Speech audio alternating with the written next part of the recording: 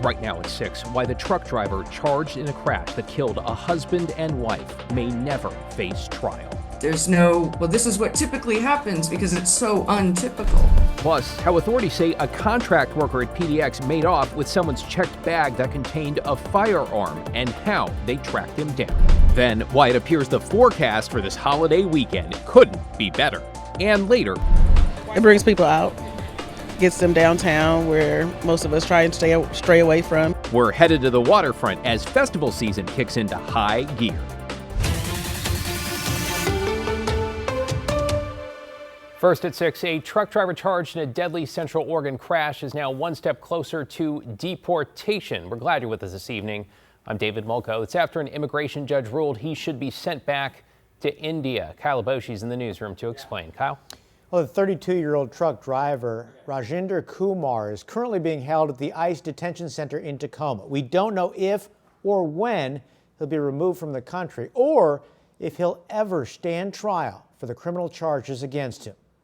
We're a perfect match. For Elizabeth and Dennis Carter, their son and daughter-in-law's death was only the beginning. What followed is a maze of federal agencies, unanswered calls, and a case caught in the gaps of government. It's such an unprecedented situation. There's no place to get answers. There's no, well, this is what typically happens because it's so untypical. On November 24th, 2025, Billy Carter and his wife, Jennifer Lauer, crashed into a jackknife semi in Central Oregon.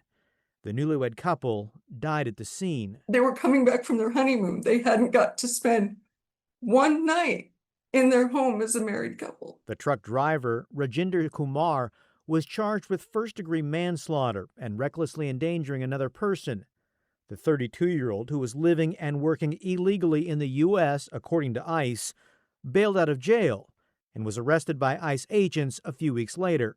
On Wednesday, a federal immigration judge ordered Kumar's removal, sending him back to India, a decision that could mean he never faces trial on the criminal charges against him. I'm gutted that it's in question whether or not 2 American citizens killed on American soil can be granted the dignity of a trial. Federal Homeland Security highlighted the case in an April press release, suggesting it shows the flaws in our system when sanctuary states like Oregon clash with federal immigration policies.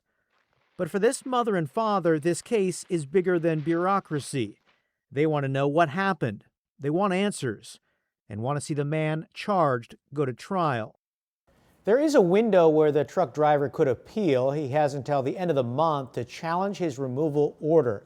If there is no appeal, ICE could move to get him out of the country.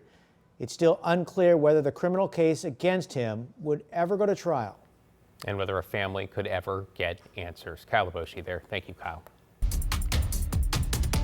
In your headlines tonight, a contract worker at PDX has been charged with stealing a checked bag containing a firearm, and this may not be a one-time thing. Terrell Overton is charged with theft of a firearm and felon in possession of a firearm after multiple people reported checking cases containing guns stolen at PDX throughout June. Authorities say one victim tracked his bag using an air tag, which led officers to the suspect Sunday in the airport worker parking lot. Both the FBI and Port of Portland are investigating. In Longview, cleanup at the Nippon Dynawave plant is now transitioned out of emergency status. That's some 5 weeks after the chemical tank disaster killed 11 workers. The tank is now empty and set to be taken apart.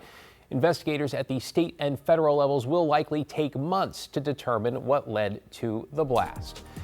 Portland police have arrested a man who they believe sexually abused 3 young girls over the course of years, and they're looking for more potential victims. Police arresting 61-year-old Daniel Eggleston here on multiple felony charges Wednesday. Officers say a woman came forward saying he sexually abused her numerous times between the ages of 3 and 12. Eggleston was also a volunteer in the Child Care Center at Manor House Church, formerly known as City Bible Church, over the course of a decade. While authorities say none of the victims knew Eggleston from the church, they worry there could be more victims because of his connection to the program. The church said there's no indication any abuse happened in connection with the suspect's work there. Oregon Health Authority Director Sejal Hathi is stepping down after just over 2 years with the agency. Without elaborating, Governor Tina Kotek says Hathi is leaving to focus on family, health, and personal priorities. The governor has appointed an interim director while she searches for a permanent replacement. And some great news in the gorge this evening, where officials say the Lyle Hill fire is nearly completely contained. That fire sparked on Sunday in Lyle, Washington, about 10 miles northwest of the Dalles, and quickly grew to just over 200 acres. Crews saying they'll continue to monitor and knock down hot spots. At this point, all evacuation orders have been lifted. I mean, good news in the gorge, Matt. Great news when it comes to the holiday weekend. How's it looking? Our forecast is looking so good. I mean, the week's been great, too. Look at the beach right now. Mainly clear, some low clouds well offshore, but beachgoers, look at them all, enjoying 65 degrees and light winds. I mean, that feels like an 80-degree day in the valleys when it's like that at the Oregon coast. Just fantastic. Well, that's the gorge right now. You were talking about this earlier. Lyle, about 10 miles that way as we look out to the west from our camera on the Oregon Veterans Home in the Dalles. There's Mountain Hood. Scattered clouds, 78 degrees, and the winds still out of the west, but they're only gusting right now to 22 miles an hour as opposed to 45, 46 miles an hour of the last 3 days. So things have calmed down considerably out in the gorge.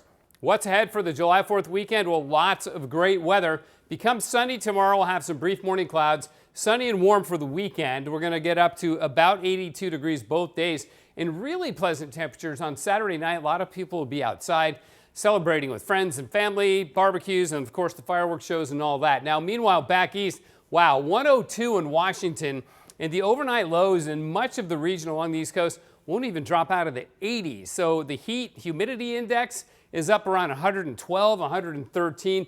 Brutal couple days there. And even if it cools off a little bit this weekend, then they'll be contending with potentially severe thunderstorms. So we're doing really well compared to the East Coast. David? Always important to keep it in perspective. Thanks, Matt. Happening now, the Waterfront Blues Festival has returned to the Portland waterfront, a feel-good fan favorite with plenty of music and a 4th of July fireworks show at its heart. Celine Stevens is live downtown. So, Celine, how are the vibes? David, well, it is fantastic here. People are just excited to be here. I talked to one guy who had been here in line since sunrise because he wanted to be the first person in. But this is not just a great positive thing for music lovers, but it's also a great attraction to help bring people to downtown Portland. It's just the best time of the year to be out here in the waterfront.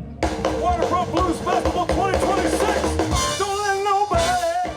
It is officially summer in Portland now that the Waterfront Blues Festival is back for its 39th year. 3 days, 3 stages, July 2nd through 4th here in Waterfront Park. And it's the kickoff to summer. We've got music all day, food, fun, and just truly a perfect way to spend a holiday weekend. Attendees expect to hear a range of music that starts at 1 p.m., including soul, rock, country, and of course, the blues. We really like blues. We'll go anywhere for blues. I live in Sacramento, and I came up, and I'm staying with them up here. So I've been coming up every year for the last 12 years or so. Some people like Scott, who was first in line after waiting since sunrise, has come to this festival since 1997 for the music and for the sense of community. Some of these people, we only get to see them once a year. There's people from California, there's people from Washington.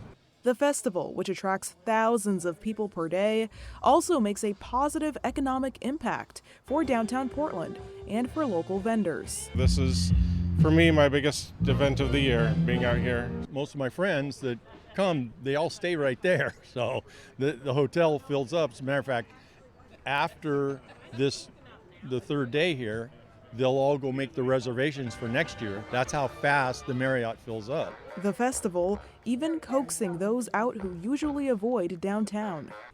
It brings people out, gets them downtown where most of us try and stray away from. When it comes to safety, the festival's director, Christina Fuller, says you should not be worried.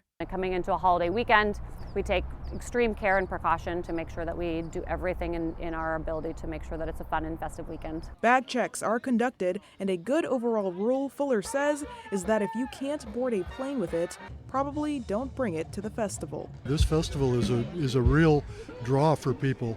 Many people we know come from other places to this festival, so we're interested in keeping it going and keeping blues alive. So tickets start at $55 and are available online and here in person. Now the festival typically wraps around 10:30, but on Saturday, which is the last day of the festival and the 4th of July, things will wrap up just a little bit later because there's going to be a big fireworks show here for the holiday. David? Good to see people celebrating. Sounds like no peanut butter and no ranch dressing, though. Celine Stevens. Thanks, Celine.